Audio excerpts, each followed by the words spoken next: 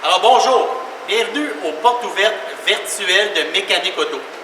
Aujourd'hui, nous avons choisi de vous faire une petite capsule sur le diagnostic du témoin lumineux Check Engine, c'est-à-dire le témoin lumineux qui s'allume dans votre tableau de bord lors d'un problème au niveau du rendement de votre moteur.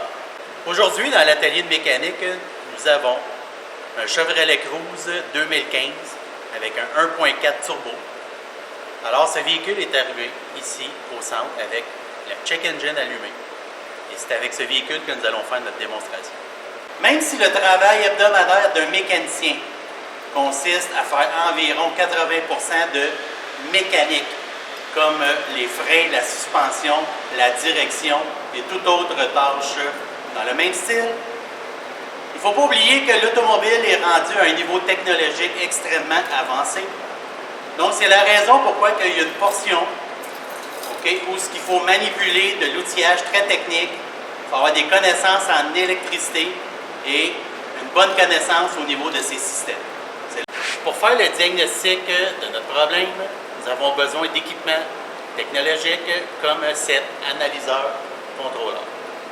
Le branchement de cet analyseur va se faire avec l'aide de ce petit module. On va brancher sous le volant du conducteur dans le port de diagnostic et la communication va se faire via Wi-Fi.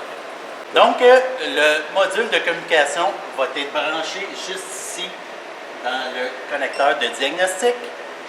Et suite à ça, nous allons mettre la clé à on pour que la communication puisse se faire avec le poste mobile. Une fois la communication établie entre le véhicule et l'appareil de diagnostic, le technicien devra aller dans la section des codes. Donc, dans la section Code menu, Display Codes, DTC Display pour Diagnostic Trouble Code. Et là, ça m'amène à mon code de diagnostic P0365, qui est un problème relié à un capteur d'arbre à cam. Donc, c'est ce capteur électronique qui fait allumer mon témoin lumineux Check Engine. Une fois que le technicien a son code de diagnostic, il va consulter un logiciel d'information technique qui va lui établir une procédure de vérification et de réparation qu'il va suivre étape par étape dans le but d'arriver à une conclusion. Première vérification que la procédure m'amène à faire est la consultation des paramètres de fonctionnement de mon moteur. Ces paramètres vont être consultés à l'aide de l'analyseur contrôleur. Ici, on peut voir chaque capteur ainsi que leurs données techniques. La procédure va aussi m'amener à prendre un certain nombre de mesures.